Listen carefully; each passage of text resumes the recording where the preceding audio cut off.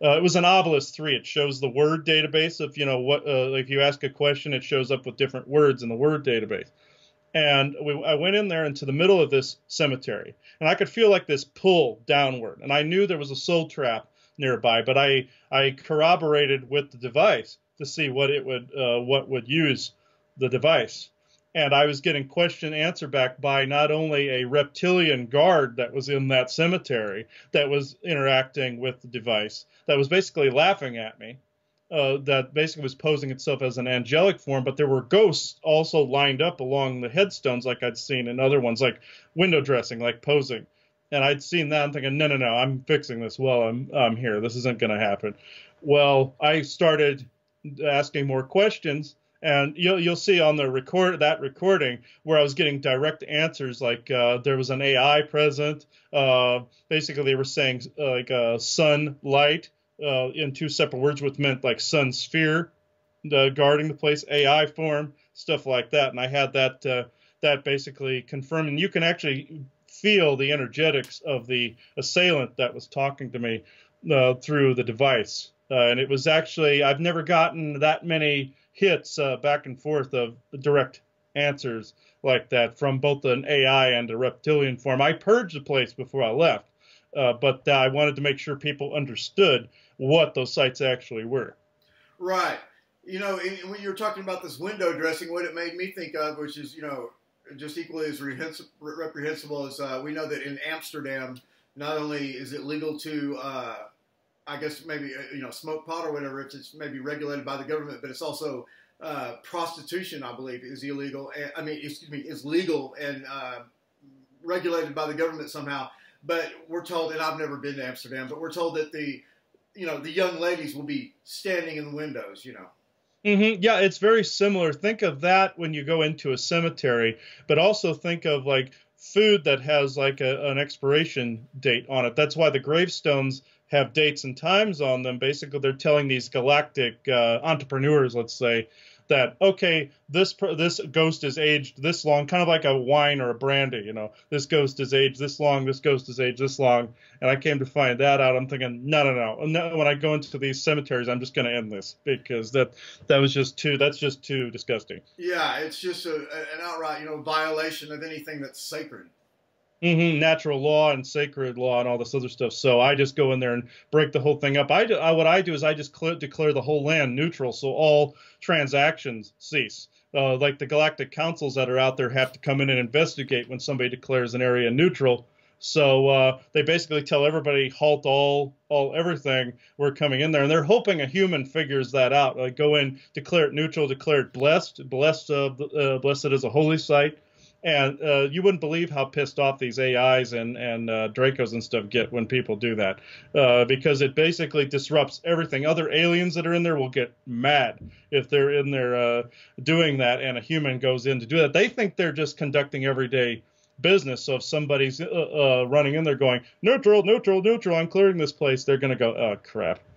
So that's how that usually turns out. But I do it anyway because I put a stop to things like that. There you go. So does the spoken word of the human being have some special power?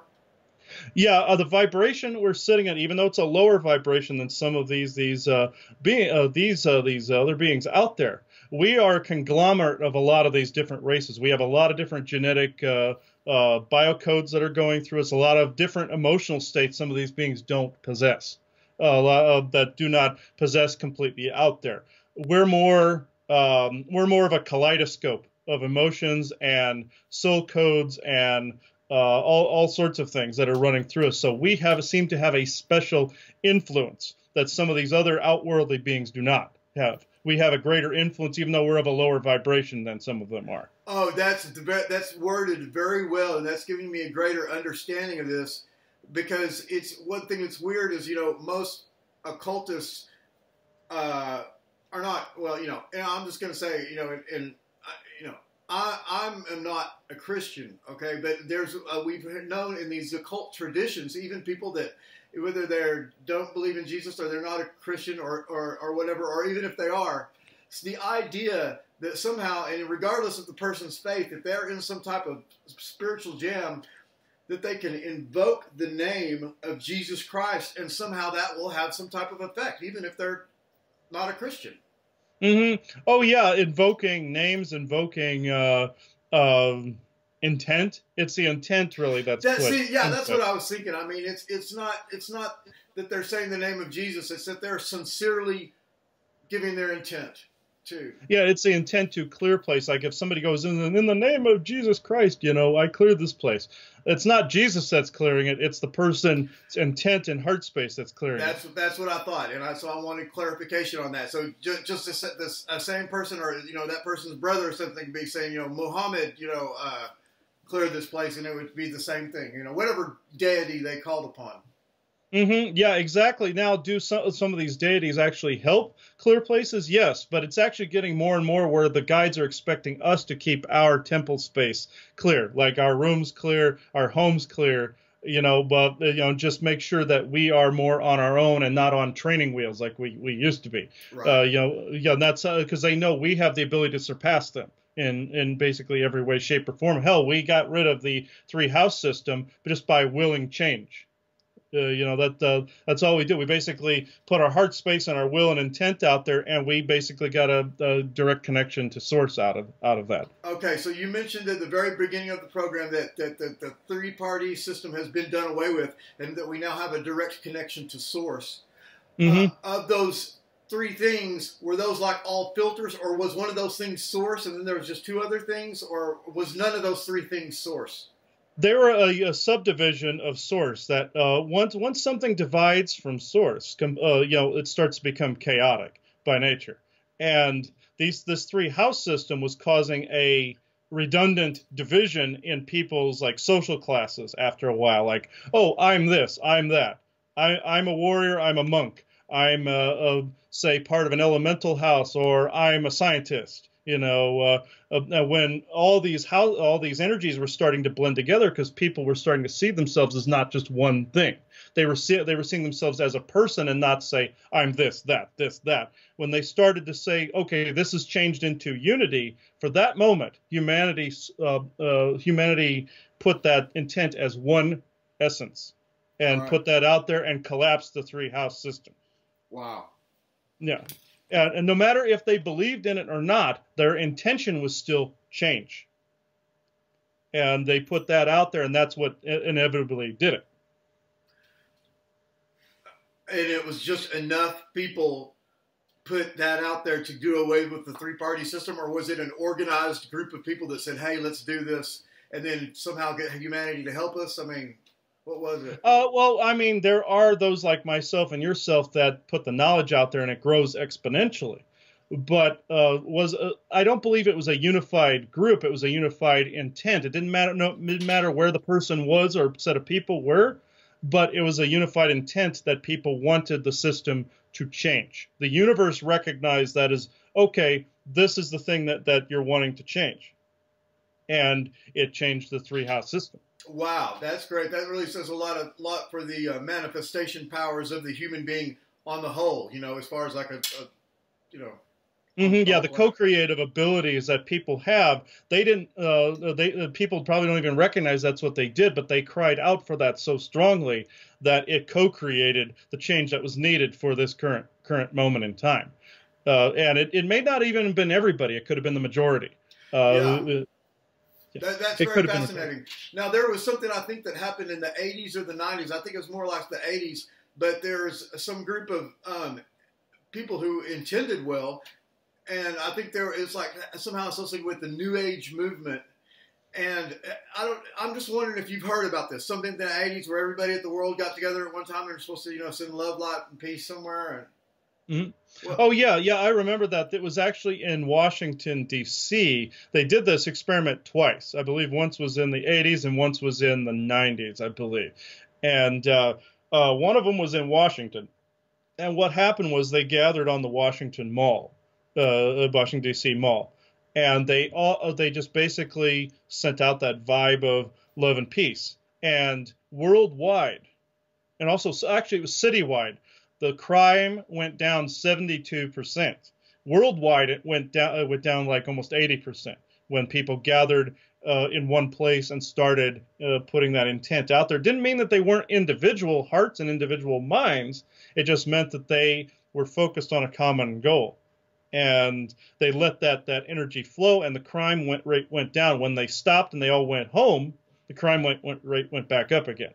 And I believe they perform. I don't know if both experiments were done in Washington, D.C. I believe only one of them was. I think they tried it somewhere else, and it proved the unity co-creation of humanity was real at that point. They were able to scientifically measure it at that point. Fascinating. Mm-hmm. Yeah, and I found that out not too long ago. I don't know where the original '80s one was done. I know the '90s one was Washington, D.C. And that proved that basically was proof that this actually happens when people basically want something and they're intending something to take place. It happens. Okay, well, what if it's like an NFL game and one side, the crowd, the fans of one team want it more than the others? That can have a direct outcome on the game. Oh, you bet it will. You bet it will. Yeah, I've actually found this out in sporting events. It's good you brought this up. I've actually found this out in like wrestling or football or anything like that, where I was at a football game in Nebraska. This was last October. And people were starting to heckle the Nebraska Cornhuskers when they were playing. And from that point forward, when there was a mass amount of crowd, it was both the Husker fans and the opposing team. I believe it was Ohio, were the opposing fans. Mm-hmm. Nebraska failed horribly in that game, and I've noticed this effect constantly when somebody is siding a certain player or a wrestler or a team. You'll notice that team wins more often than loses if that favor is in the crowd's on the crowd side. Well, I've actually noticed that. That's where you get the home team advantage. Yeah, exactly. That's exactly it. People always say home team advantage, and they've co-created that so strongly that it actually occurs. Yeah, that's when you're the home team, you've got more people on your side, more psychic energy, I guess. Oh yeah, and basically the players are absorbing that all that good vibe that's coming their way. If you're sending a bad vibe to them, they're going to screw up. And that's exactly, I've seen that time and time again in things of that nature. So yeah. That also applies to things like bigger things like the Olympics, for instance, or bigger international things. So it applies to any sporting event, anything really. But yeah, it's good you brought up sports because I've seen that co-creation take place. A number of times, Joanna even mentioned that on a recording we did too about the home field advantage and all those things. So yeah, that is true. So even if the people weren't watching the event, like if somebody wanted their country to win the World Cup, just them wanting that would help. Exactly. Even if they're not watching it live, they're putting it out there. Okay, this is my intention, and therefore it co-created that. Fascinating. Mm-hmm. Oh yeah. It's very interesting how these things are happening even quicker in these new energies. These new energies that have come about, they're happening much faster. Now, where the New Age crowd got it wrong was that it happens instantly, even without intent, just saying it. And the only time that happens is if they're putting that paranoid intent towards that, like, oh, saying this is going to conjure something. Well, you doing that enough times and putting enough intent towards it, of course you're going to conjure something. But it isn't instant. Like me saying demon is not going to conjure a demon. I actually have to put the intent and process behind that, or just have it be as a knowing, which it isn't. But that's how that happens, where I have to intend for that to take place. Right. I think one of the greatest misunderstandings that's given to us, like in cartoons and stuff like that, is the wizard going like that. They're doing battle and throwing lightning bolts at each other. Maybe that's what happened, but it takes a week or two for that lightning bolt to get there, or more. They have to cast it more than once somehow. I mean, it's not. Oh yeah, most definitely. The way what happened when Joanne and I were in Virginia, mm-hmm. we encountered some conjurers that were underneath a base that was out near Newport News, Virginia, where we not that these soldiers and anybody know about these. These were like a sub-level number of conjurers. These were like wizard type beings. Were they were not incarnate humans? They were incarnated humans that were bringing demons and jinn across the threshold and basically conjuring them and flinging them. For what purpose? basically to disrupt our activities. That's basically all it was to try to get us to argue or to get us to basically to stop what we were doing, because they sensed I was doing my sessions. I was basically purging a lot of these demon forms around the area, and eventually they got wind of it and tried to stop it. And so these demon forms were helping them with their activities, and that's why they didn't want you doing that. Yes, exactly. Yeah, they were basically it was a mutually beneficial conjuring on the part of these cabal conjurers. There were these wizard forms. It was basically a partnership, and I was disrupting that partnership, and Joanna was disrupting that partnership. And so y'all became targeted in no short order. Yeah, exactly. Even though it was because of our hidden past, some of it which we don't know about. Even that these forces didn't want us disrupting their agenda. Well, I actually called on a friend of mine at the time because I needed assistance because there were too many things around me. And she told me, it's like, oh, boy, you really must have pissed somebody off because they sent a couple hundred demons your way. And I was like, God dang. I was like, who did I piss off? And then we found out about these conjurers that were nearby, bringing these demons across the void and throwing these different thought forms and stuff at us. Wow, that's intense. And I don't know that many people, in your line of work, but I have noticed that you and Joanne do take it upon yourself to do a lot of, I guess, just more noble work that y'all didn't get hired for, but just that's good for the general planet. And so that maybe that's part of your, soul mission. Oh, yeah, I know it is. I know trench working is only a small portion of it. Just like my guide Simeon told me, he told me that doing the trench working portion, even though that's part of what I came in to do, it was still a choice that I could transmute it and go to a different area of that if I would like. I didn't have to stick with that. But when the situations arise, when I'm there on a site or something, it's got to be dealt with. Or if something's attacking us, it has to be dealt with. Or if somebody's attacking somebody else that has hired me to do a job, it's got to be dealt with. Right. Yeah. Or if you just, it's almost like, you're walking down the street and you see somebody beating up an old lady. Maybe not everyone would, but you're going to do something about it. Yeah, exactly. It's the same premise, unless that person came in to experience that, which then I'm told real quickly, don't interfere with this. Fascinating. That's good. Yeah, that's good to hear too. Yeah, because sometimes even some things that appear to be hideous, or maybe even are hideous, there's some reason for it that we can't understand. Exactly. Like I have a friend that at one point he was heavily oppressed by a Draco reptilian, and I spotted this around him, that it was polluting his energy field. And I went to go remove it, and Michael told me that, no, don't remove this. He's here to experience this. He's going to propel forward in ways that you don't know of yet. Just let this be and let it, even though it's festering. So what did you tell your friend? That's what I'm dying to know. Did you actually? I didn't tell him anything. Okay, yeah. Okay, that's. Yeah. I was wondering. I was just wondering what I did after. Oh, sorry about that. After he removed the affliction from himself. Yes, after he removed the affliction from himself, when he was away from a toxic person that was bringing these things in. When he decided to become more sovereign and take more charge of his life and say, no, this is not me. I'm not in this depression. I'm not this. I'm not that. He co-created that enough with that intention where he broke free from it himself. And then now he also was asking us about doing revocations and all this other stuff. And he started doing that. Now he owns his own house. He has a $45 an hour job with a computer company. And he has the person he's always supposed to be with, and he has 4 kids. So now everything improved completely. And he's away from that toxic person. He's away from them. He's completely away from this toxic person. He has no toxicity around him whatsoever, and he's able to keep these things away himself now. Wow, that's great. Yeah, that's a great. Yeah, because if you would have quote unquote helped him, or if you would have helped him, he may have not have developed that own, I don't know, you would call it fighting spirit, or, ability to take care of himself.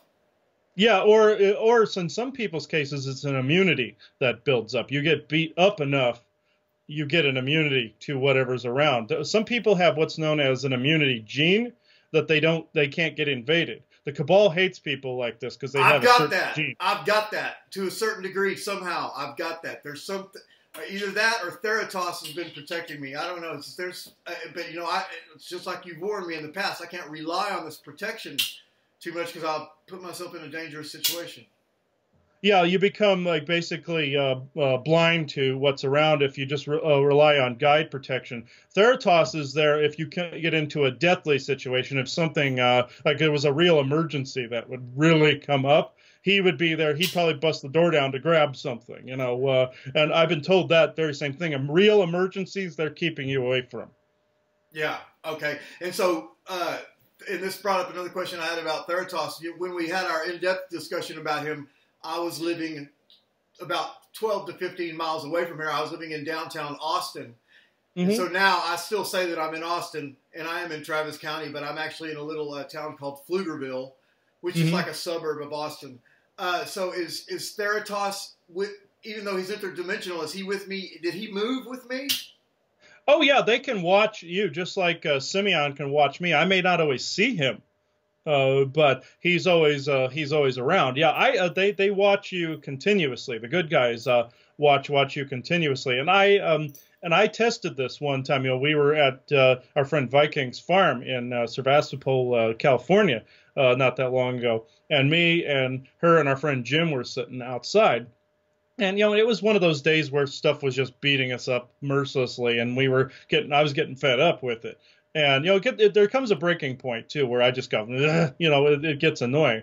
Well, something had happened that day, and I'm thinking, okay, you know, I don't see Simeon around. Is he still around?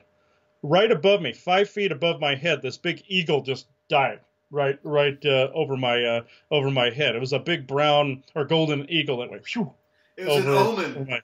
Yeah, basically an omen or synchronicity, and he always would take the form of birds. See, he's a Native American warrior, and Simeon is. He's of the ancient Mayan, also native peoples, and he loves to use the birds and hawks and falcons and stuff like that, and eagles as a form of synchronicity. And he basically dive bombed my head and went, "Here I am," phew, and it's like, "Oh crap, okay, there you are." Yeah, that got your attention, didn't it? It got my attention really quick at that point. So they're always around. If you want confirmation, they'll give it, unless you're supposed to just know that they're there. Some people call that faith, but you know it's not a blind faith. You're knowing that these beings are around. I would never recommend blindly having faith in anything. Right. But knowing that being is there, even if you don't see them, even if I don't see them, you know, in the wavelengths I look into, they could be in a bandwidth I can't see into at the moment. Doesn't mean I have to see them every second of every day. I just know they're around. Yes, and it just reminds me of this one time where my life was saved by Theratos, and I've never seen Theratos, but let me tell you, I've seen the abject terror in men's eyes that were beating me to death. And let me tell you, I'm glad. Whatever they saw, I'm glad I haven't seen it. Mm-hmm. Oh yeah, I know beings like Theratos, for example. I know exactly what those people saw because this is an interesting story that coincides with this. I was living in an apartment with my mother and stepfather in Lincoln, Nebraska. This is when we moved out of our house. We had to move out of our house because it was my grandmother's home, and she went into assisted living. So we left the house, and we went into an apartment. Well, living above us was a couple where the guy was incredibly abusive. He would beat up his girlfriend on a constant basis. This guy was like, he had 100 pounds of muscle on me. I wouldn't have been able to do a damn thing to this guy. You know, he was like Schwarzenegger. He was huge, and this woman was very fragile. You know, and she was put in the hospital a couple of times by this guy. But what happened was there was this being that came to me that called himself Dunasha. And he was a kind of being. He was a Sasquatch-like being, but he had small horns on his head and everything. You know, he said some of them have that. And I said he came to me in a dream and scared the ever living crap out of me in a dream. You know, and I asked him, I was like, why did you do that? And he said, well, we're trying to test humanity's flinch to see if the fight or flight response gets nullified over a period of time so that we can make proper contact. Well, what happened was I said, okay, you know that thing you did to me in the dream? I said, can you do that to the guy up there above us in the apartment? I mean, just appear to him and just scare the ever living crap out of him. So he stops hurting this person. And I said, I don't have the muscle mass he does. Said, and he's like, yeah, sure. Somebody just had to ask me. And he went up there, and I believe it was the fighting stopped up there almost immediately. It was like a day late, 2 days later, fighting ceased. I didn't hear any slamming or throwing anything or anything like that. And about a week later, the two of them were moving out, and they were going their separate ways at that point. And they were very silent too, very like they'd been stunned by Like something. maybe both of them saw it. Yeah, like both of them saw it and they went, like that. They just paused. And I asked Dunash, I said, did you do something? He goes, yes, I did. And I knew what he had done. He just exactly what happened to you. The people that were beating you up, they saw Theratos. They saw his face, him going, stuff like that to get rid of him. Well, this is what Dinasha did. He appeared to both of them and went boogie, boogie, boogie, and got them out of the apartment. And the fighting stopped. Their pants, yeah. Oh, yeah, they did. He was basically waking them up and saying, okay, you all don't need to be around each other. Go, know. Mm-hmm. And that's what he had said. And, yeah, he took complete credit for fixing that. He just said somebody had to ask him to help. That is very fascinating. That one, nugget of information that you give there is that these many of these entities can do things, but they can't until they're asked. Yes, they call it the rules of engagement, kind of like when one of our soldiers, in the Middle East or where have you, cannot fight or help out in any way until they're attacked or they're asked to in some fashion. This is how it is with the guides too. They call this the rules of engagement. Michael, I found out, was the one that actually named that concept for our military, for the rules of engagement. It's an angelic concept that's been transferred to our military. Yeah, it's been transferred to the military to make sure we don't involve ourselves in areas we aren't asked to. Right. And he incorporated that into our military, and he said the guides operate on that wavelength. Now, sometimes the rules of engagement can be cloudy. Like if somebody is in trouble or something just keeps happening, it does get annoying to try to work around the rules of engagement. But I always follow that protocol. I always ask, for if we get into a hairy situation, I ask for our guides backup in that manner. I always make sure to repeat that because galactic rules are very strict on their interference with us, and it's like the Prime Directive in Star Trek.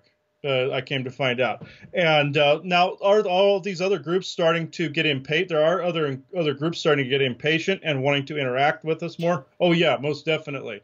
Some of those rules are starting to break down, but the constant one out there seems to be the rules of engagement, to where you have to ask for their assistance or ask for something to be removed if you can't handle it.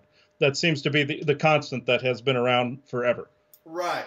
And so, obviously not all people that have ET abduction experiences or something like that were wanting, or at least not in their, their conscious wanting of it. But it seems there's an inordinate amount of people that if they go searching for some phenomenon, they find it. Oh yeah, most definitely. And if the guides want you to find something, they'll say something like if you ask them a question, for instance, that you're supposed to figure out. They may, even if you ask them, they may not even interfere if it's something you're here to figure out and transmute something, like a certain energy, for instance. If me figuring something out about programming transmuted something in a way that they could not, but we could, one of our innate abilities, that means they couldn't interfere. That they could, they would tell me, they would always use read between the lines, like Isaac, for instance. He's the one in the crystal skull here. He always uses humor, joking, and reading between the lines in that. Like if he wants me to find out a historical fact that leads me to something else, he'll start cracking a joke about something that we find funny. We're laughing our asses off, but we know each thing he says is multifaceted, and we have to look further into it to see that. Most people would just see him as like a court jester, but everything he says seems to be multi-tiered, and we know to look into something for ourselves, and then we question him later on, is this what you meant? And he'll go, yes, it's good you figured that out. Now we can talk about it. Right, and as most people that are not like maybe involved or don't know the whole story or are not maybe involved in the tarot or the occult or something like this, don't know that the court jester is actually one of the most powerful courtesans there is, even though their appearances can be deceiving. Yeah, exactly. He plays. Him, and I found it his people, the ancient ant people, actually play this like joking court jester role. Some of the other guides seem to think Isaac goes overboard with it, but they bash each other too. They always do this in humor to try to bring the vibration up too. That's another facet of this. But yeah, he's more of a court jester, and I got a couple other beings in here that are like that too, where they laugh or they poke fun or something like that to bring the vibration up.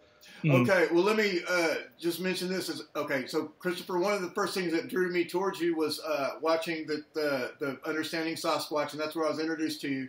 And then we found out about your knowledge about this, and then, of course, you're psychic, and there's all the alien stuff. And then we found out that there's somehow a Bigfoot connection in my life. And then I'm also working on a book right now, my fifth book. It's called The Wild Man of Texas, a concise history of wild man and Bigfoot sightings in Texas over the last 250 years. So, wild man and Bigfoot being synonymous. Now, right here, less than 5 miles from where I live, there is a there is a road that's called Hairy Man Road. Okay. And this road, and we've talked about this because I told you it was on the news, and you said that it was maybe a migration path. Yes. And that's why there's scenes there sometimes. Well, I mean, and then recently somebody gave me a picture. There's a sign out there like you'd see a street sign, except this is more on a trail, like a walking trail, that says "Share the Road," and it has a picture of a Bigfoot on it. Yeah, this is a form of disclosure. Some good group out there is trying to inform people, hey, Sasquatch frequent this. They're your friends. You share a path with them. Basically, somebody out there, a good guide or galactic, is trying to work through other humans, basically saying, okay, you two are brothers, you're allies. You share the same road or the same path with each other. I can't believe how naive I was that wouldn't even, I was thinking of like share the road, don't scoot somebody off, but no, you mean like share the path of ascendancy or something. Yeah, basically you exist. Basically, you're one species. You're one grouping. You're brothers, even though one's older than the other. You're together now. You're on this planet together. You're walking the same road with each other. You're brothers. So okay. Yeah. Well, a lot of things that we talk about are kind of outside or not be able to see within the realm of logic, but just based on the realm of logic, if I'm writing this book and everything, and there's some type of activity that's happening less than 5 miles from where I live, logic would tell me I probably need to get over there and do an investigation. But being the limited person that I am, or at least on this opportunity, since I have you here, I would like to ask the guides. I want to know if I should go investigate that, or maybe the Palmetto State Park, where they have this quote unquote Ayin swamp creature. Now I think that's more of a mean type of Bigfoot, but I mean. Yeah, there are swamp creatures that are mean, and that they will some abduct people, some hurt people too. They're not not all of these are Sasquatch. Some of these are really vicious entities too. Okay, so let me ask you this. Let's see, because I know it's probably a family of these creatures, or maybe the same one, but it's called the Ayin swamp creature. It's about an hour from here, and it's at Palmetto State Park, and they've even sell T-shirts in the gift shop about this, and there was a couple from Nacogdoches that got like terrorized when they went jogging there after a wedding. So here's my question to the guides: in everything that's for my best purposes, even if it's going to put fear in me or something like this or whatever, is that one that I should investigate, or is that one I should steer clear from? I'm not getting a dark feeling from this. I am actually seeing a variety of different beings that are in that area. I'm seeing a reptilian form that lives under the swamp. That one I would steer clear of, but there is an essence to this swamp, like a naiadic type essence that I'm reading that is benevolent.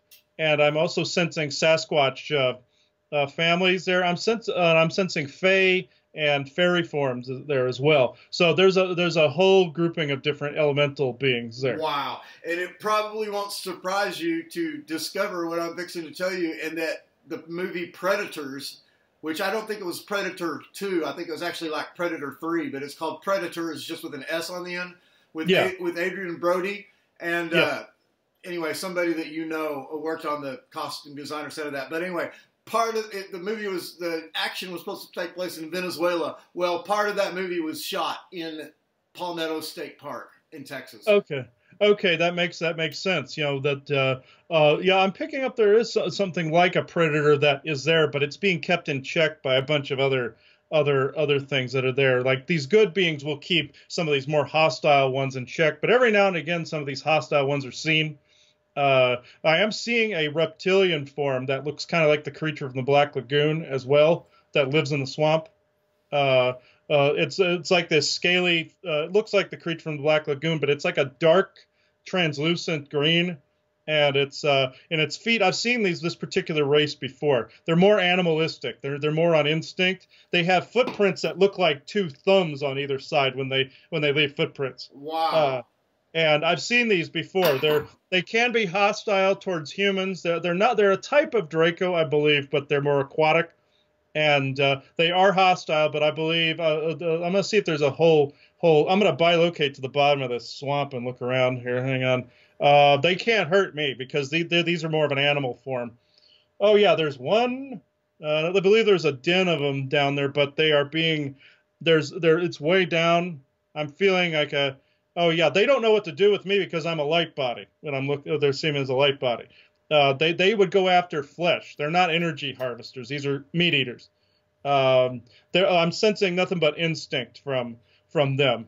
But they're making these weird chirping noises too, like they're making these weird chirping noises, and like you would think it was like a cricket or a bug or something, but they're making these weird sounds. Are they talking to each other?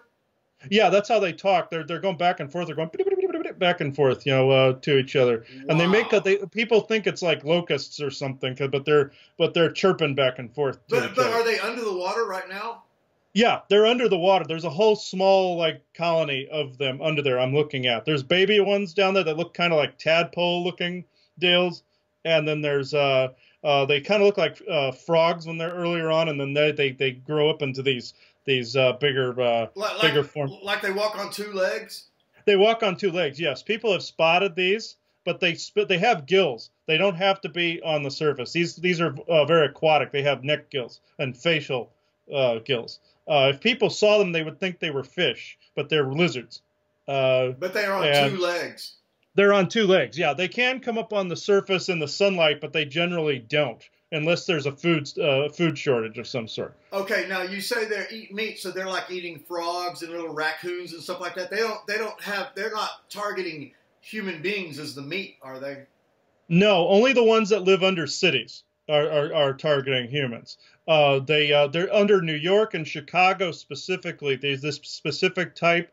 The cities were built on an ancient nesting site that obviously somebody out there wanted that to take place so that they keep the population under a certain control. But I found out homeless people are the ones susceptible to this. These beings will come up out of the sewers and grab people and stuff like that. But these are more hostile. They're living around the cities and they become dependent on humans as a food source. The ones out in nature don't do that. Right. Okay, that makes sense. Yeah. Let me interject this because that's actually brought up a couple of questions. But first of all, once again, my own naivety has just hit me like a bell in the face. And that I was thinking, Palmetto State Park is named that because they've got these palmetto. It's called the palmetto saw tree or something like that. Anyway, it's like a miniature palm tree. Mm-hmm, mm-hmm. And so obviously it makes the jungle, or it makes it look just like the jungle in Venezuela, but you don't have to go down there. And so I was thinking, of course, that's why they filmed Predators there. But it's now dawning on me, one of the reasons they filmed Predators there is because there actually are predators there. Yeah, somebody was giving a form of disclosure, telling people that there was a like a vicious predator living there. Now, if you're swimming in that swamp and something grabs you, then if you're dumb enough to have jumped in there, they're going to more likely grab you, and and you're going to be gone. But yeah, I'm seeing if any missing people came up there. Okay, I'm being told a couple people have gone missing in there, but it's not recent. Yeah, yeah. It's the so-called legend is well over 100 years old.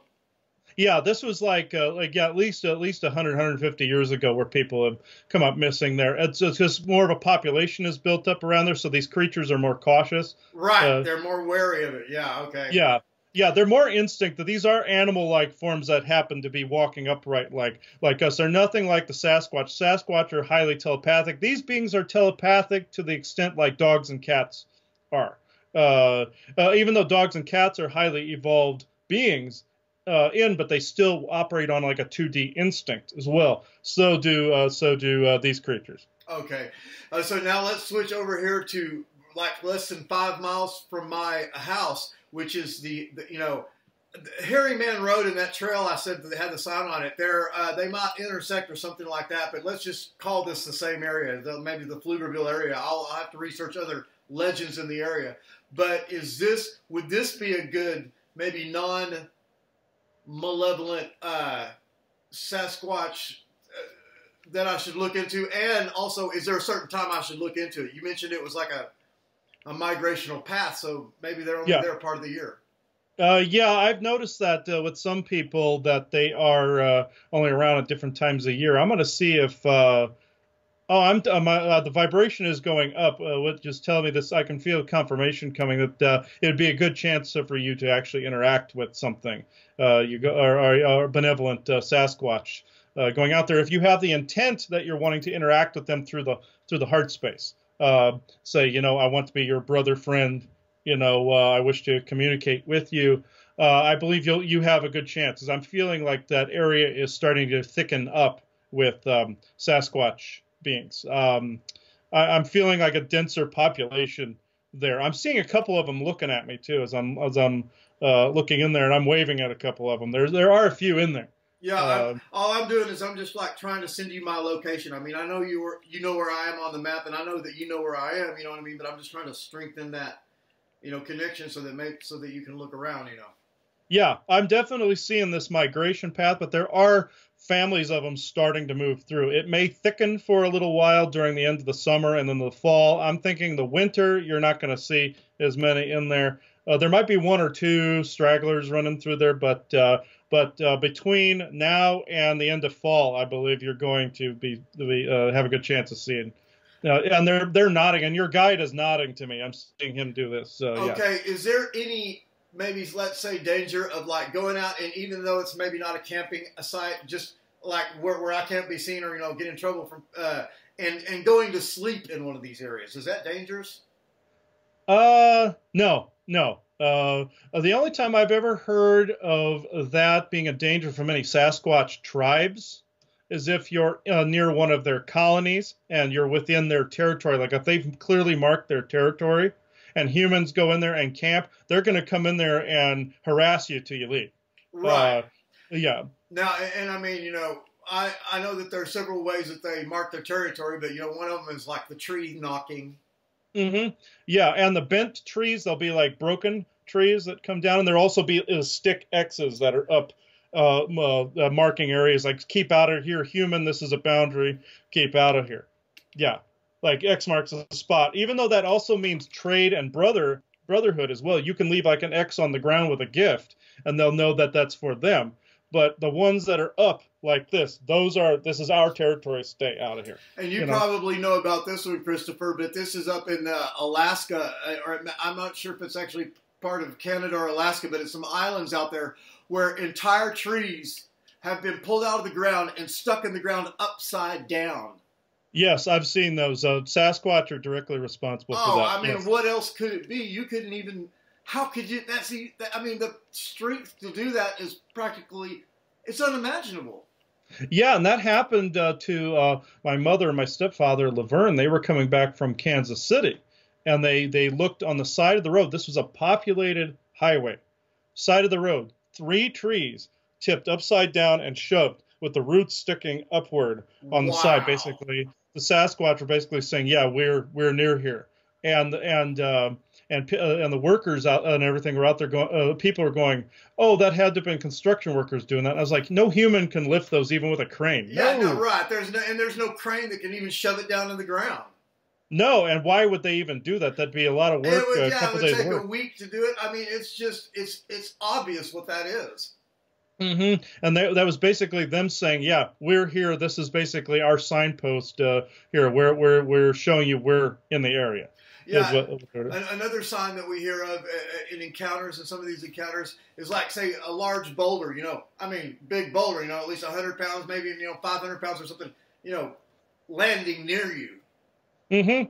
Oh yeah, yeah. They'll toss these giant rocks and stuff near you. They might do it to keep you, either make you aware they're there, or they're keeping you away from like a colony or something, because they have sentinel guards that they post. Like we have soldiers that guard bases and all that. It's the same thing. Like they're guarding a family unit. You might be benevolent, but they still don't want their colony discovered by other humans. Even though That they might trust you, they're still going to guard against you in Yeah, that that respect. makes a lot of sense. And that even if somebody was not aware of this phenomenon, if that happened to them out in the wild, and first of all, it'd probably be profound, but they'd be thinking about it, and they think, oh my gosh, it doesn't matter how big an animal is, they don't have hands.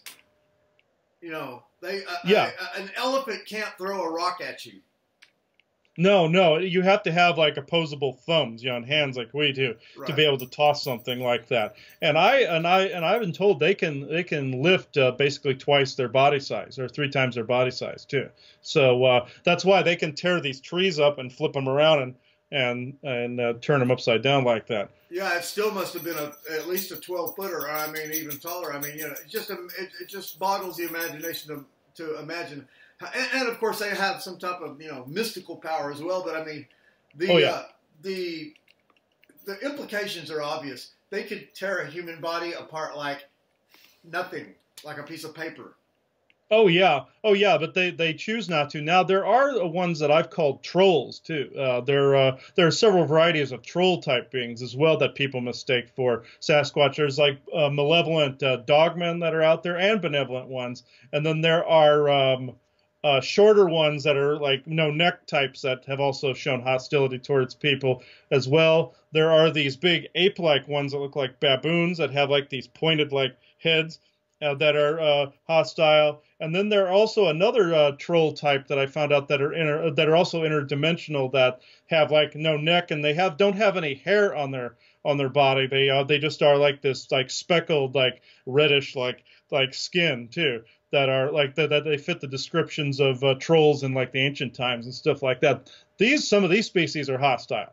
But not all of them in those groups. Just like these bigger baboon-like ones, they have an interdimensional group that are like that have been mistaken for them.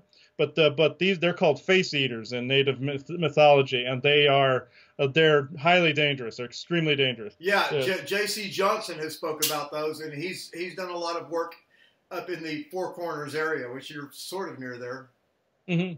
Yeah. Oh, yeah. Yeah. The Four Corners area is very hot with a lot of this activity. Yeah. Oh, yeah. I've telepathically run into some of these face eater types too, and it's very weird. Trying to get their psychic influence is very strange. They try to get people to walk out into the woods, basically strip off all their clothing, walk out into the woods, and they disappear. And that's why you find folded clothing along the highways, where people fold their clothing and walked off. There's 2 reasons. The Greys and other alien groups are taking them out, abducting them, for like a slavery sort of deal. And and in other cases, these predators are basically wanting these people out in the woods so they can grab them And eat them? and eat them, basically. Yeah. Okay. And so, yeah, I've heard of that happening quite a bit. Yeah. So when you say that these ETs are wanting to get these human slaves, are they using, is it the physical body, or is it the astral body that they're using as a slave? Um, Actually, I believe it's both, but it's a physical. Basically, they take the physical body. It's not only these trolls that do this. Like when people see, like, say, an abandoned car on the side of the highway and there's a door open, like, say there's a door open and then the clothes are either in the driver's seat or on the ground next to it. That means that person's been abducted and taken out there as a basically as a slave by some alien group. They've And been, the been taken like to outer space or something? Oh yeah, the Galactics are cracking down on this. There is an intergalactic sex and slave trade that has been taking place for basically decades, and they take people off of Earth, basically sometimes fake an accident or they're a missing person or something like that, and they're taken either these troll groups are controlled and they'll grab them and they'll give them to these people, or it's just these trolls that are predators and grabbing them, or it's these other groups that are just grabbing them and selling them. Basically, yeah, and or cloning them and putting them back, and then selling the clones off too. Okay, yeah, that's the next question I had. Are these people sometimes returned, or are they? Or there's this whole idea of 20 and back, where they're, somebody's gone and does service in maybe the secret space program for 20 years, and then they're brought back and age regressed. I mean, I don't know if that's true or if that's just a side false story to something that is true. No, that is actually 100% true. That's what the backstage is for. Basically, it's a time skew, or we're technically in the time skew. We're in the illusion, pretty much. And this other timeline, people are taken out there, you sent on time missions, and for like 20 years or more. Sometimes it's several consecutive 20-year ones, and they're age regressed back to whatever age they were when they were taken, put back. Now in the trade. In the whole slave trade one, if people see like a nude person walking along the side of the road all confused and everything, and it happens to be the person that went missing from that car and they found the clothes, and that's usually somebody that was taken, their DNA taken, cloned, they put back.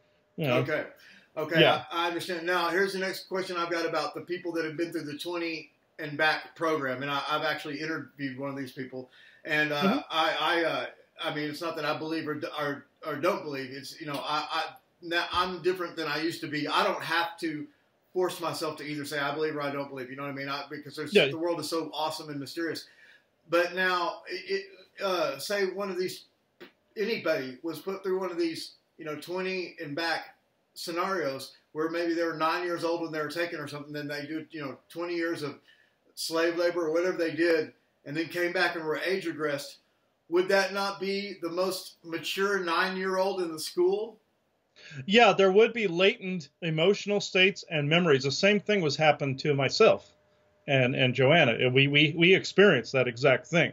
We have latent memories of actually having been in the secret space program and in the My Labs and everything. And so, yeah, I was constantly monitored when I was a child, because I had been age regressed to that point. Because I have memories of being a man of over 55 or 60 years old, with white hair and a white beard as well. So I have memories of that surfacing. People will start to remember these things, but it's a time skew. Think of like a time fractal where you serve out that time and then you're reinserted with your memory wiped here, but the emotional states are always there. Yeah, memory wiped. So that's why they're not just like the most wise 9-year-old or whatever when they came back, because they've had their memory wiped.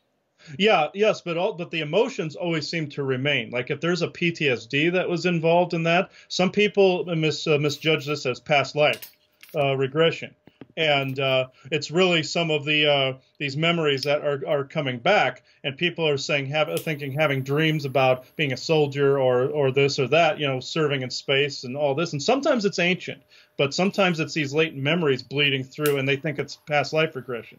And it's really a 20 and back. It's really a 20 back or multiple 20 and backs Wow. that they've been wiped age regressed. Now the one weapon the Cabal likes to use, and Joanna and I were just talking about this yesterday, as a matter of fact, they like to perpetuate the story that's behind this, making it seem more glamorous than it actually was. And we're always telling people, no, it was actually hell. There's no fantasy or tale behind this. Like, oh, tell us a tale about when you were out in space. Well, it was hell. It really doesn't need to always be repeated, But this is what we always tell people. It's not glamorous in any way, shape, or form. It was basically servitude and slavery. Yeah.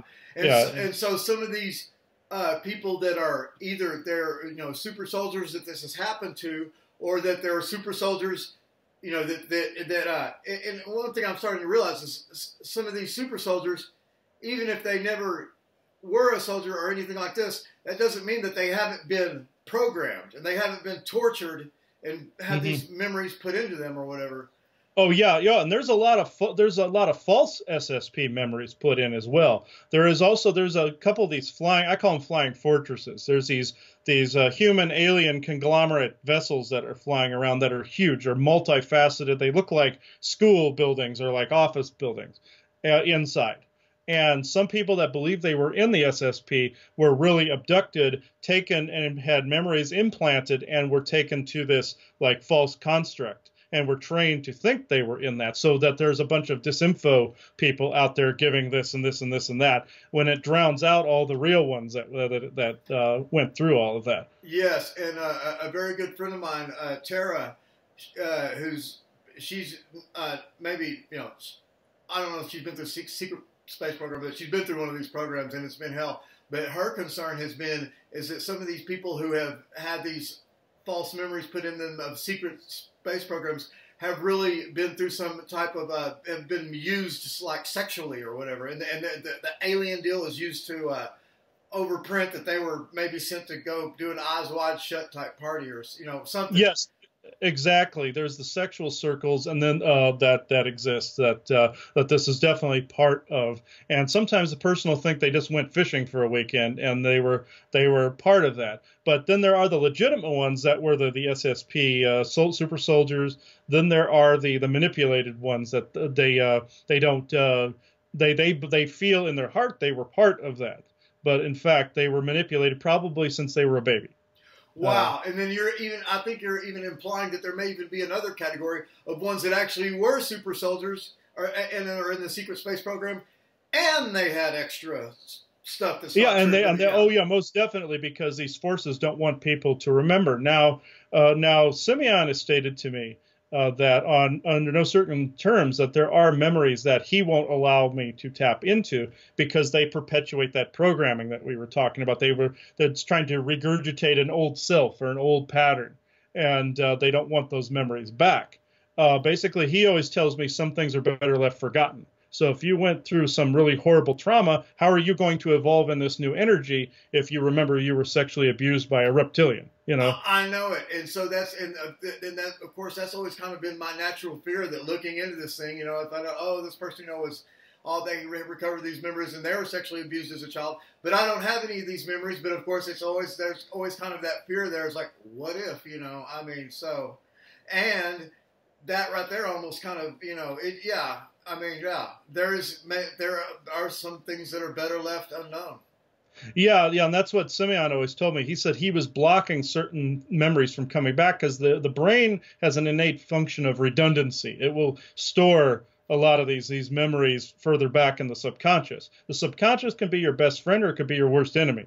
It could have like an old redundant personality trait back there, and that's why I'm always finding programming in the subconscious, because it's personality traits or missions that person had to run that is contrary to their soul mission, contrary to themselves, their own personality, and they suffered greatly because of it. So therefore, the good guys ended up wiping their memory as a result in order to keep them sane. Yeah, because this, what it seems to me is this so-called quote-unquote amnesiac barrier that can be created and, splinter the personalities into these different alters. Actually, there's a reason for that as far as there's a survival of the human being, but that's been something that's been discovered and used falsely or manipulated, Yes. Oh, yes. Now, the guides have allowed me to remember some things so I can report on some things and correct certain things. But there's some areas they will not allow me to step into because they're afraid that a certain old programming will surface, before it's purged. And that's what they're afraid of. Mm-hmm. That I'll end up regressing. That would interfere with the work that you're doing today. It would directly interfere. They're afraid that I'll regress into the military Herculean type figure versus doing my spiritual work and some of my own inner work. Now, do some of these things bleed through from time to time? Oh yes, these memories sometimes come back with a vengeance.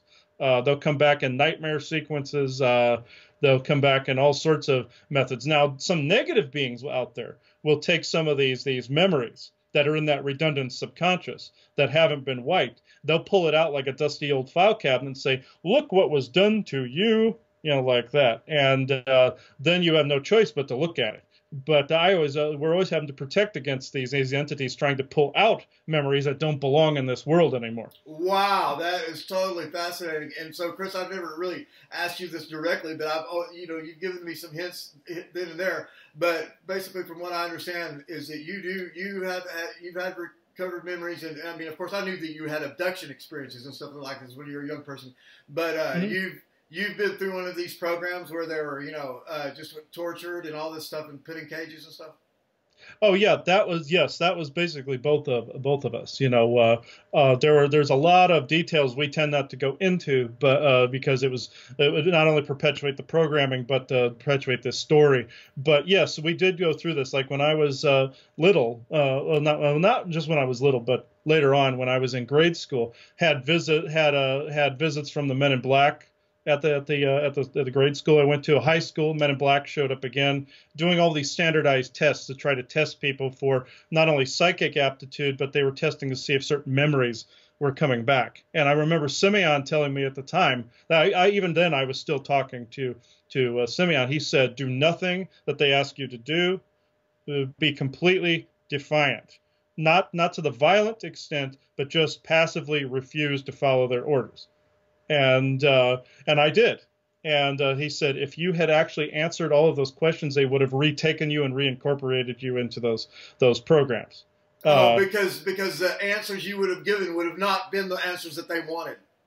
Yeah, or they would have been the answers they exactly wanted for their criteria. Right. Well, either way, it would have. Yeah. You would have. Yeah, would have. Yeah. And he just told me, don't answer the paper, don't fill anything out, just sit there. No matter how much they push you, do not do as they tell you. Wow.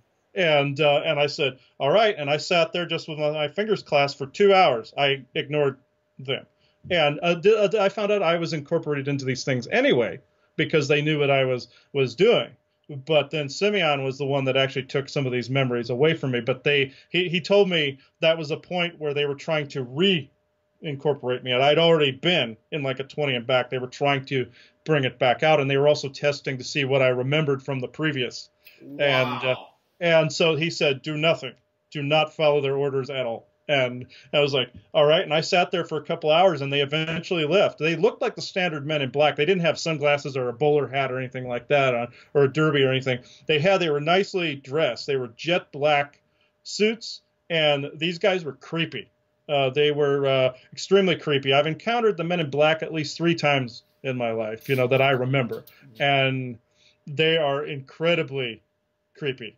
Even to be around, they're just, you want to bathe after you've been around. So, they must have, so the teachers and the principal of that school must have been complying with their wishes. So did they have some type of hypnotic power that, like Jedi power, that made them just, not notice them or something?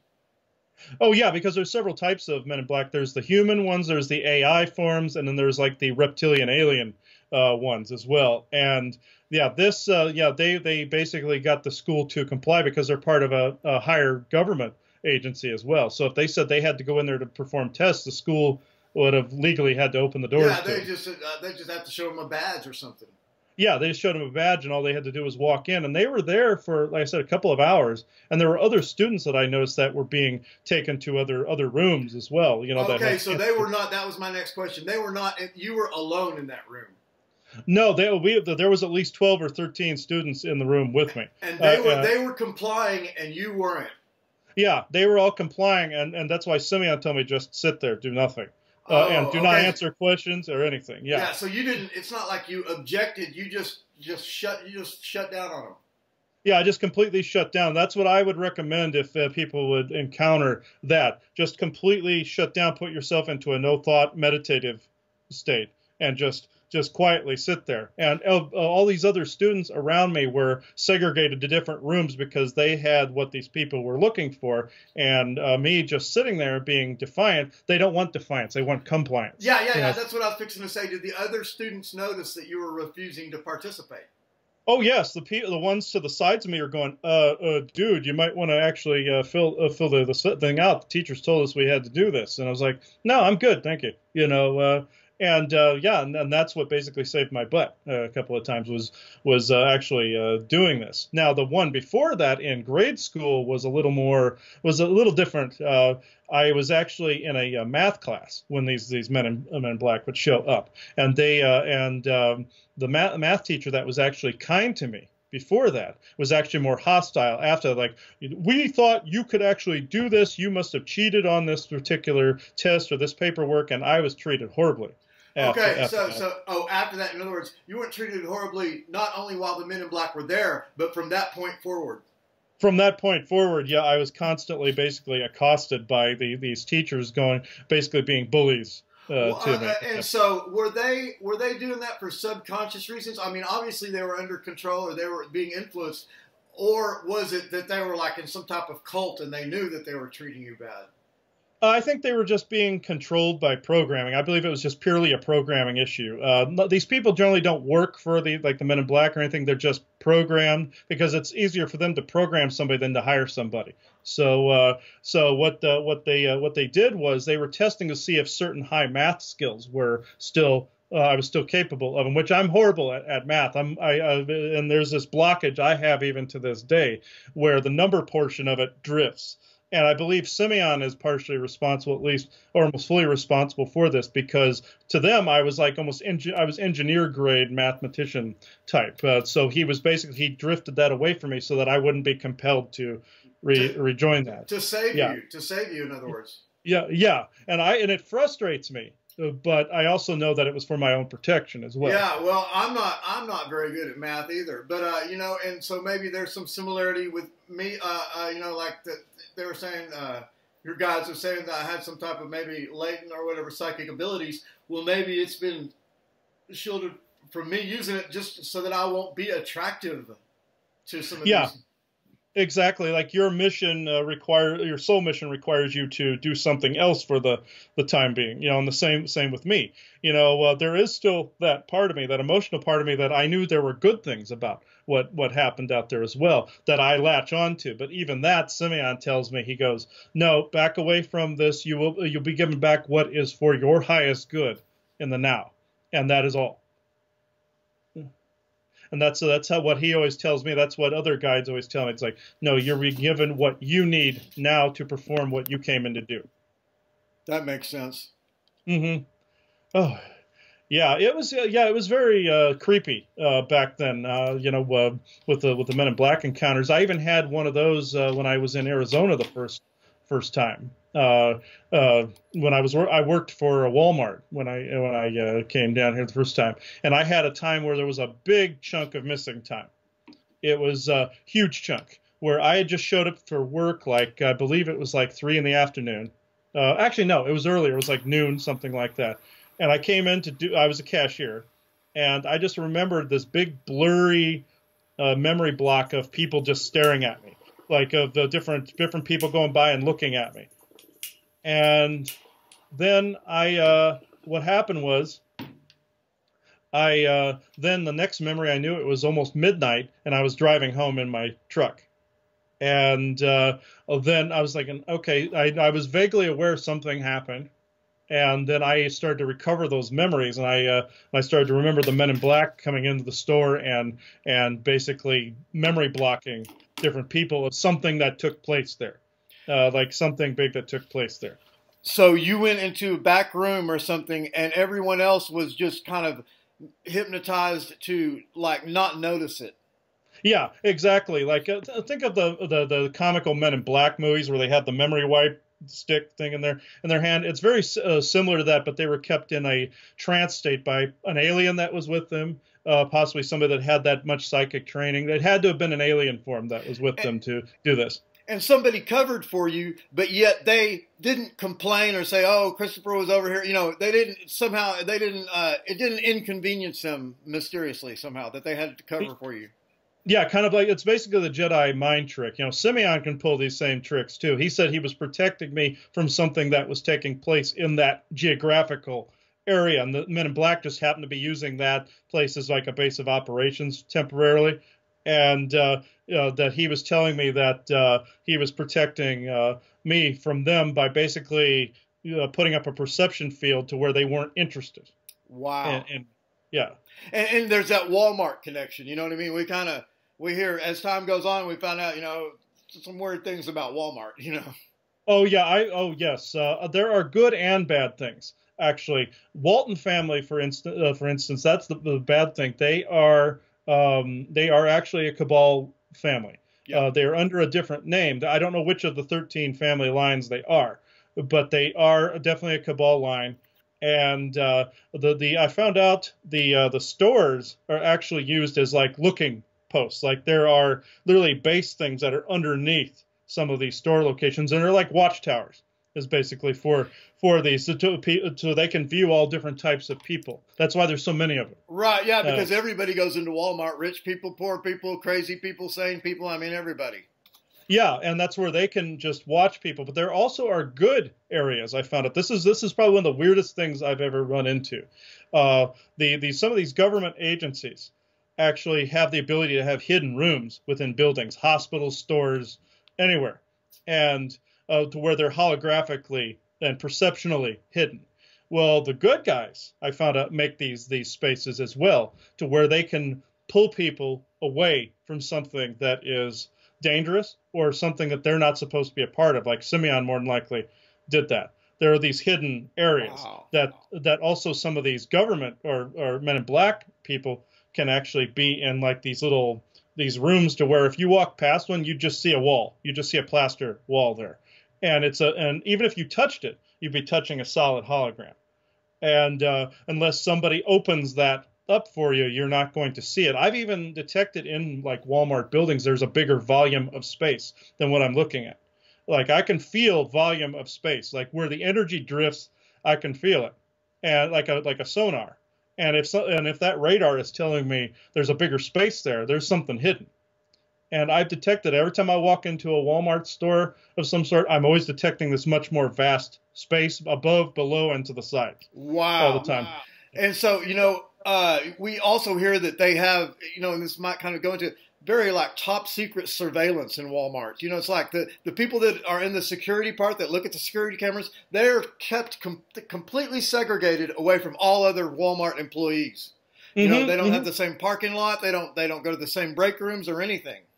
Yeah, and we even knew a security person that my friends and I knew one of them. There was a security office that we could go to talk to them, but I knew they always said that they had more people there that we did not see. That were actually always walking through the stores, and you know that they were in plain clothes. They didn't go into it, but they said there were more people there that we didn't see. Oh yeah, okay. And so now some of these things are like the secret rooms with maybe even hidden dimensional space are associated with the Cabal, but some of them are also associated with groups, even government groups that are benevolent, possibly. Oh yeah, there are benevolent factions out there. The Cabal isn't as unified as people think. It's very fractured. There are also good groups out there that don't always work with each other either, except if they're forced to. Right. So there are these compartmentalized good groups, but the Cabal is so compartmentalized. The left hand doesn't know what the right hand's doing. Left foot doesn't know what the right foot's doing. It's too fractured. So if people think there's this unified force that is monitoring heavily, doing this and this and that, no, it's heavily fractured. It's heavily broken up. And they don't know everything at every given moment. They actually have to have boots on the ground and eyes in certain areas to figure that out. And these good forces are setting up these perceptions more and more to where that surveillance lessens and lessens and lessens all the time. Right. I can imagine it would actually be kind of scary to kind of be towards the top of one of these cabals and actually find out how shaky the whole thing is. Oh yeah, they are on a very shaky foundation, extremely shaky foundation, and they know it too. Yeah, and They this compartmentalization, which may in fact be one of their greatest strengths, is at the same time one of their greatest weaknesses. Yeah, because they're not unified, and Right. it's also a series of companies too that actually are performing some of these experiments with different alien groups as well, like different corporations and stuff too. I came to I came to find out and remembered some of the things that came forward from different memories that came forward, that the military isn't always in control. The ones that are the benevolent military that are showing up are some of these breakaways that are actually trying to assist people. That are going, hey, we don't agree with this crap. We're actually going to actually help people out, but they can't outright come out and say, hey, look at what we got. We're the But good they can guys; those assist are the people. bad guys. Right? Yeah. Right. Yeah, they can't do that. Yeah, they Right. can't do it, but they can actually be in the background actually assisting people like the guides do. Yeah, and the idea that really these corporations, in a way, have more power and influence than elected political leaders and stuff. Yeah. Oh, yeah. Yeah. And what's really the catch here is money isn't necessarily a factor with the breakaway cabal that are on Mars. The money isn't even a factor there. So they're basically trying to get us to chase our tail with the Babylonian money system here, and they're over here with their replicators and their advanced Star Trek technology over here. Even the cabal families that are down here, anybody that has a name attached to them is not part of this breakaway. This breakaway is a separate entity that they don't even know half of what their people on the ground here are doing. They're up here laughing it off over here while the Galactics are trying to block them perceptionally over here, and then they fragment their groups down here to where they're standing around going, duh, they don't know what to do. That's how these good Galactics and these good groups are trying to affect these bad guys, not in open combat, but in basically a perceptions war against them. Yeah, they're almost like using the tactics of the enemy, which must be age-old tactics. Mm-hmm. This whole idea of corporations, it's really freaky and creepy once you kind of get to start an understanding of it, because we're thinking the corporate body, this and that. Latin meaning of corp meaning body, which is actually a little bit misleading, because corpse doesn't mean, as we know from watching like horror films and stuff like that, corpse doesn't mean body. It means dead body. Yeah, exactly, and that's why they abbreviate corpse for corporations too. Basically, somebody was trying to say this is a dead body; it's fragmented. Yeah. Yeah. So yeah. And I found out that these, of course, we know about these corporate logos that have 666 in them and stuff like that, and all that is very real. I mean, but I've only heard this once, but the idea that many of these corporate logos, we're just seeing the two-dimensional version. There's actually like a three-dimensional statue or something somewhere that's like the most sacred possession of the corporation is kept under lock and key. Oh yeah.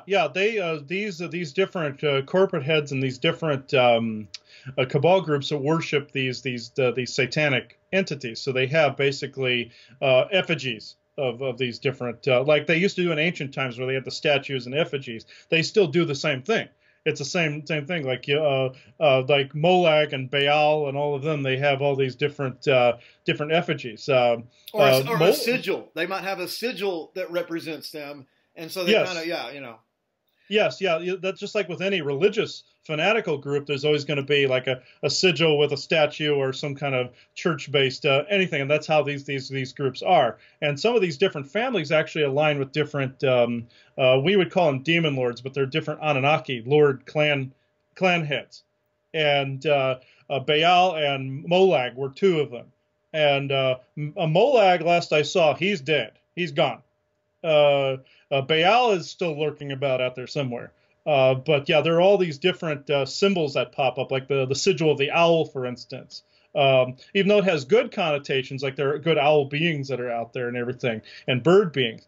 The owl sigil was the territory marker of Molech, and Moab? the cow or the Molag, son of Baal. It is Mollag or GG. I think it's a double G. I think I've seen that somewhere. Yeah. Yeah, and I found out where people are seeing these symbols like in gift shops and stuff pop up, like kind of on a subconscious level. You see clusters of these different symbols. Like you see like bull horns and you see like an owl, owl faces, owl statues, stuff like that. This is where these Anunnaki lords had sovereigns over. Yes. Uh, Let me. I'm going to grab something over here. I want to show you. okay.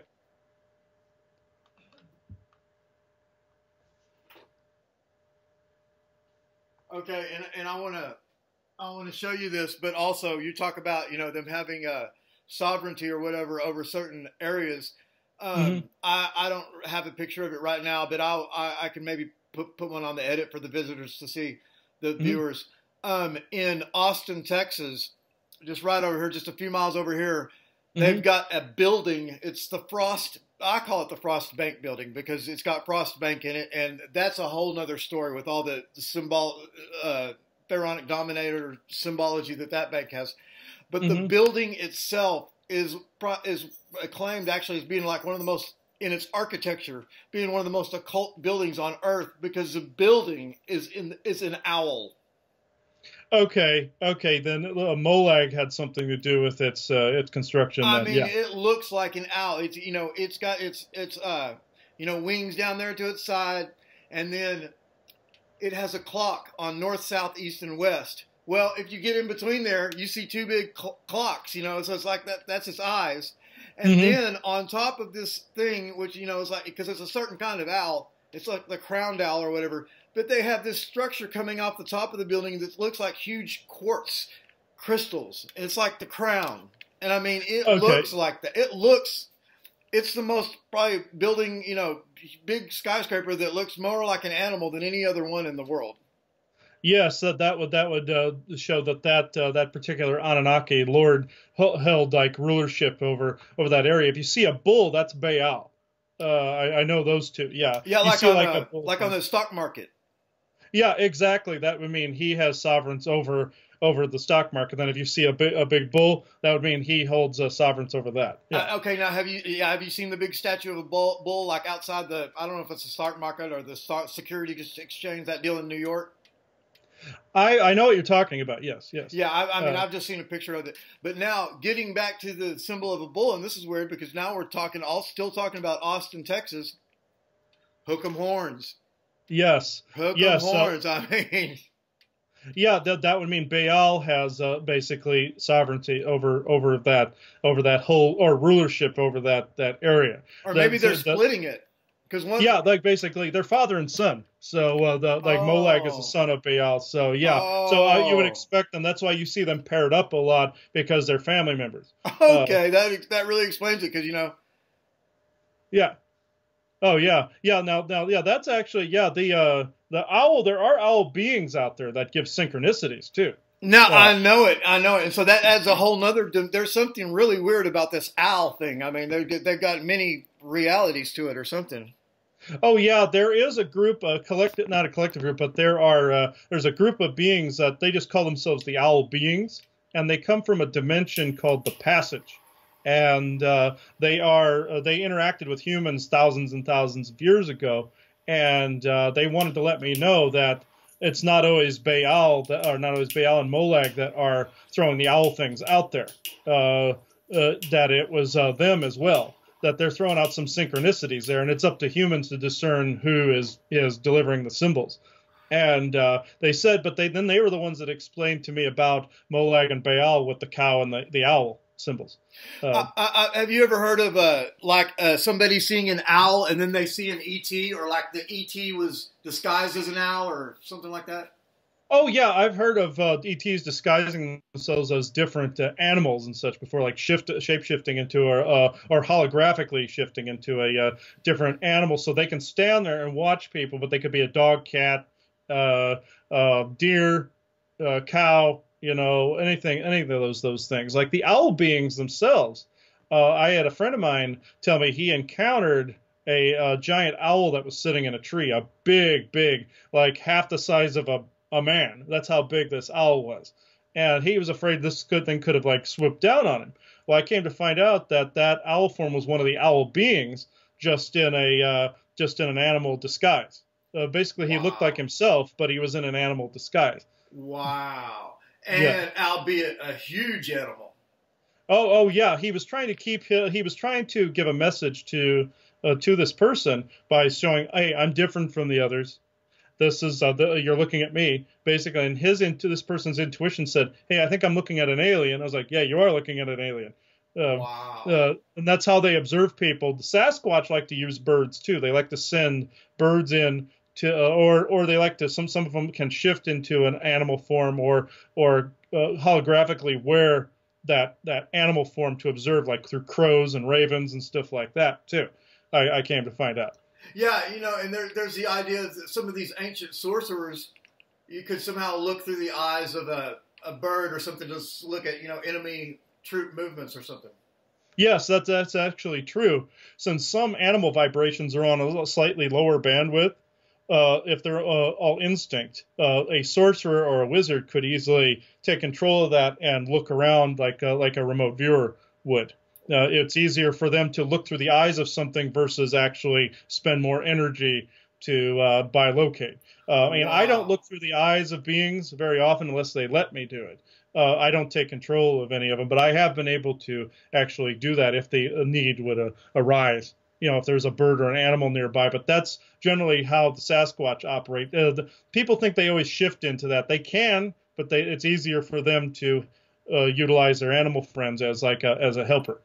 Okay, and so like if you were to look through the eyes of a bird or something like that, would you just like say, it's for the greater good, or would you like ask permission from the bird, or because I know you're an ethical person, so and you said that situation hardly if ever comes up, but I mean if it did, how would you handle that?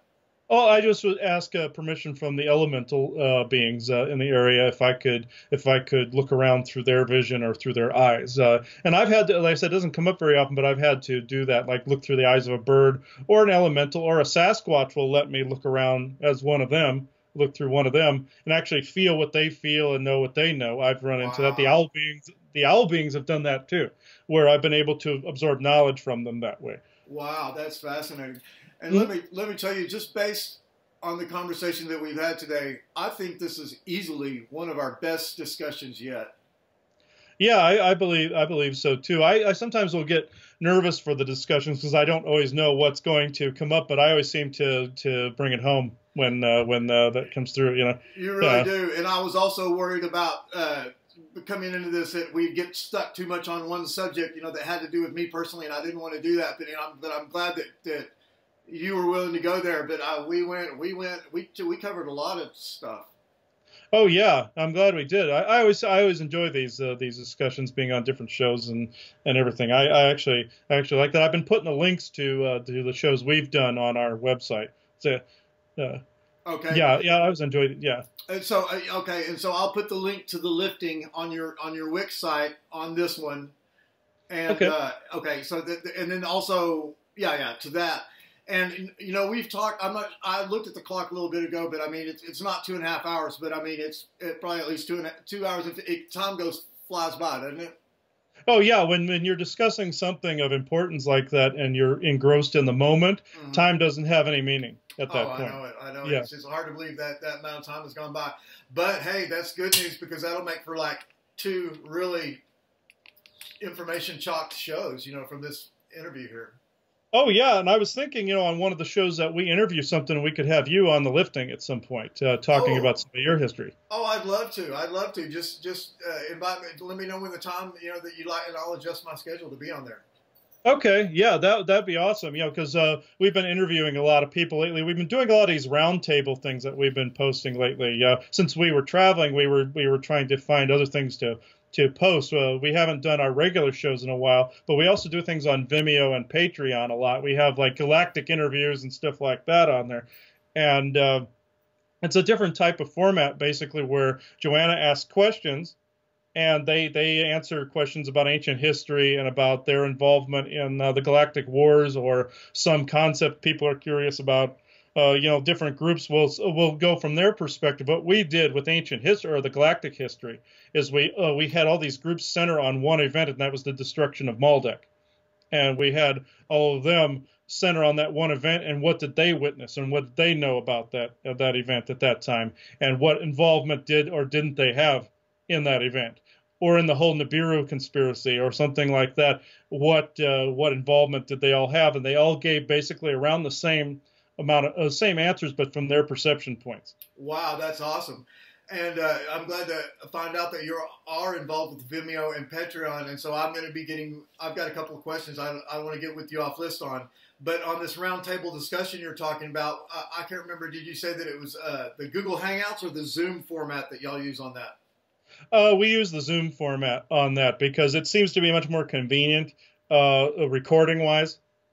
Okay. And so, right. So if you ever asked me to be involved in one of those, I would need to I'd obviously have to have Zoom. Oh, yeah, you don't have to purchase it, though. We already have the paid subscription to it, so all we have to do is send an invite to somebody, and they're automatically included. So that's great. I think I already have it on my phone, but, of course, I can put it on my laptop. Christopher, man, it's been a really good session, and thanks for taking time out to visit with me today. Yeah, no problem. Like I said, I always enjoy these conversations. Yeah, man, that's great. Yeah. And I was glad to, hear from Isaac and the guys, and also hear a little note from Thropos and everything. So I am going to get out there and spend more time looking into this Bigfoot area that's practically in my backyard. Yeah, I would definitely. Yeah, we haven't been able to get up to Thumb Butte in a while, but yeah, we're going to go back up there because the Sasquatch like to frequent Thumb Butte up here. So should I do some gifting? Should I take some crystals or some food or something? Oh yeah, you can also intuit what they want too. If they want food, leave food. If they want an object, leave an object. You can always bring both and say that the object is for like their children or something like that. You can say it's for them, for their children, and the food. Here you go. Don't if you leave like nuts for them, like peanuts or something like that. Make sure they're unsalted. There's something about our iodized salt that they're allergic to. That's what Fuma and them told me. They can't handle our salt for some reason. So it's poisonous to them. So yeah. Okay, so maybe meditate on it or something like that the day before to think what they might like to have and then take it to them. Mm-hmm. And some of them might actually BS with you too and say they want candy and stuff like that. If you get like a message, leave Jolly Ranchers. Don't leave Jolly Ranchers. The sugar's poisonous to them. But they just want it like we want it. Like it's poisonous to us. They can even want stuff that's bad for them. Yeah, just like we have, but it would be more toxic to them. Because I left candy for them one time, and it got taken and then brought back because their leader said bring it back because they weren't supposed to have it, but they liked the gesture. But leave stuff like if you're going to leave candy, make sure it's like pure like cane sugar type of candy that you've made out of sugar. Then they can eat it. But purified or refined white sugar, it's harmful to them. Okay, so just as a general rule, just don't leave candy. Yeah, just don't leave candy or donuts or anything. They'll get addicted to it. So. That could be a problem. I can see. That's fascinating. Yeah. All right, man. Well, Chris, thanks for talking to me, and I hope to see you soon. Yeah, I hope to see you soon. We'll arrange another time for another show. All right, man. Let's do it. Okay. Have a good day. All right, you too. Okay. Bye-bye. Bye.